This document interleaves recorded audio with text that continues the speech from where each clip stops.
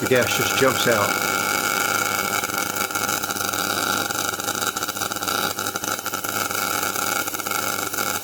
And we push it in a little further, watch what happens. It's getting brighter and brighter and brighter.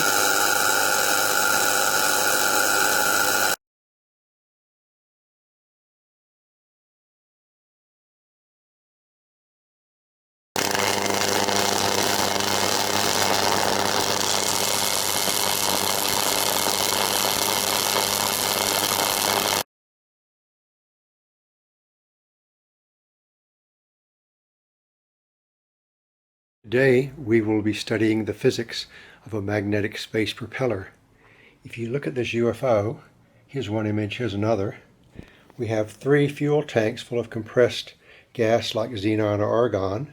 They release gas into the middle.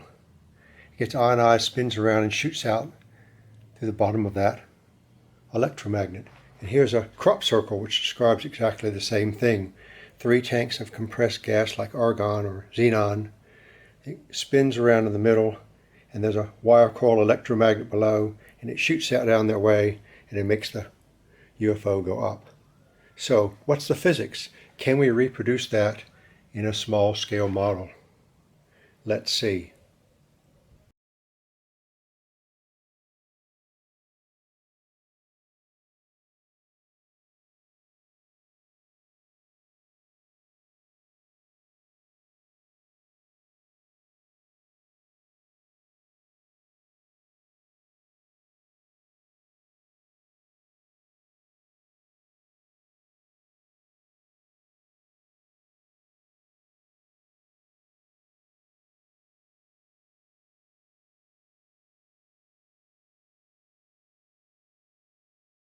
A spinning arc of ionized argon gas will get sucked back into the magnetic field.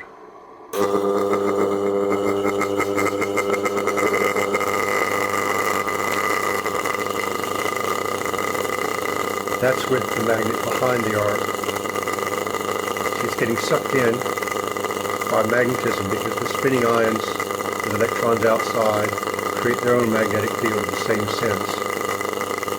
And the end of the electrode is a little ahead of the magnet.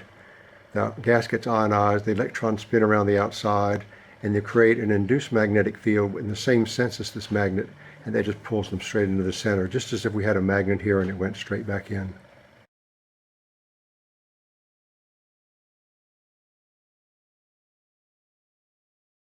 Move the magnet just a little bit in front of the arc, turn it on, and you see it's getting sucked in.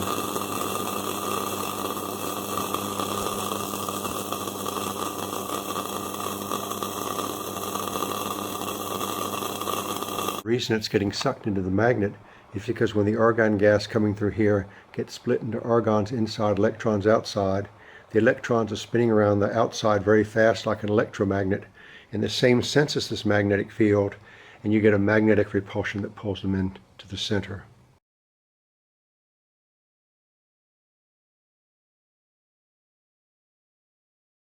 Here we have a permanent disk magnet in front of these 2 copper electrodes, one inside, one outside. When we turn on DC power, the argon gas flowing, you can see just a rotatory motion of the arc. And then when we move it in closer to the magnet, you can see the gas jumps out because the magnetic field of that rotating motion is the same as the magnetic field of the magnet. It's magnetic attraction.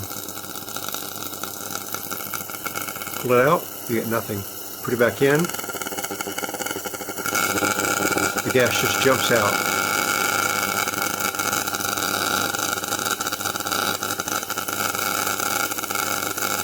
And we push it in a little further, watch what happens.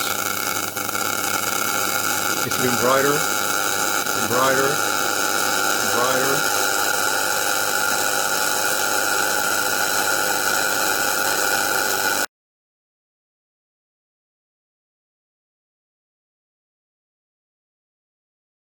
Watch what happens now if we have the magnet and the electrodes in the open air.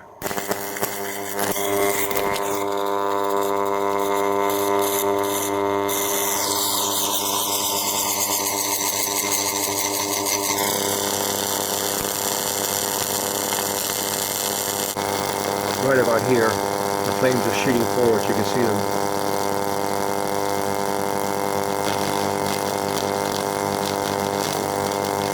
See, it's getting pulled into the magnet.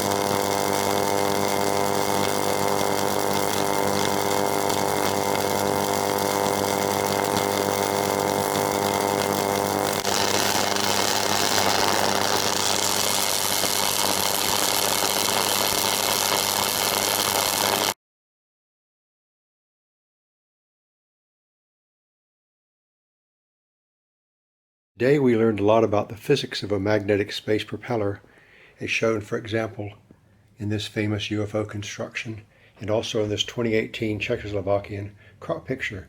What happens is these fuel tanks full of compressed gas like xenon or argon, here are a few different images of it, shoot gas into the middle, it starts spinning really fast and shoots out the bottom of that electromagnet. Here's another view. The gas goes in, spins around, there's an electromagnet below, and it shoots out the bottom. So the question is, where does the shooting force come from? And it comes because this spinning gas here, the electrons, which are ionized, make its own induced magnetic field. Say there's a north field. The magnet also is a north field, so that will be attracted to that. So the gas will just shoot down into the magnet and be attracted by magnetic repulsion and go out the middle. Now what happens is when it gets to the other side, if it's a long magnet, it will get trapped and can't get out. But as long as the magnet's quite thin, the magnetic field will dissolve and it'll shoot out. You can see this magnet here, the big one, is a fairly flat electromagnet like a disc or a ring. So that seems to be the physics of how UFOs fly. We've made a small scale model. We'll study it more later.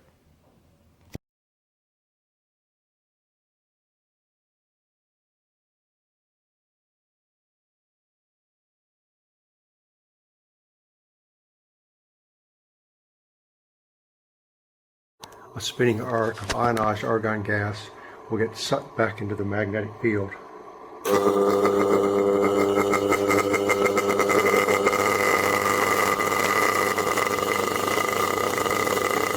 That's with the magnet behind the arc. It's getting sucked in by magnetism because the spinning ions and electrons outside create their own magnetic field in the same sense.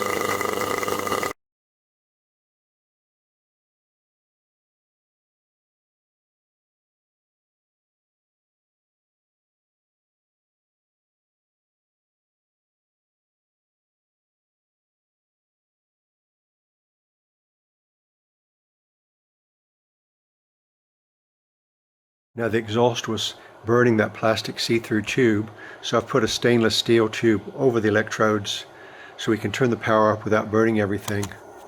You can see the two electrodes, outer and inner, and the tip of that electrode's about here, just outside of the magnet. We turn on the DC power at 13,000 volts.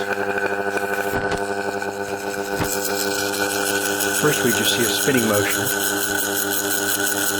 And then as I push it in closer to the magnet,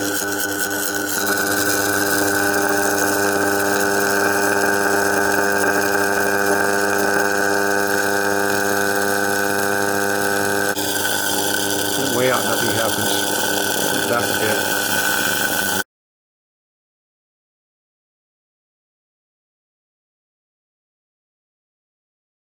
The power supply for this device comes from a 240 volt, 2 kilowatt isolation transformer. Then it goes through 3 40 microfarad run capacitors, which limits the current to 8 amps. And that goes in parallel to 6 microwave oven transformers, each of which takes in 240 volts and puts out 2200 volts AC.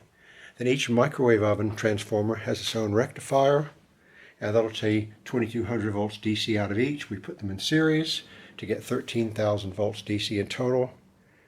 And then we get a red lead and a black lead, and that's where we get the power from.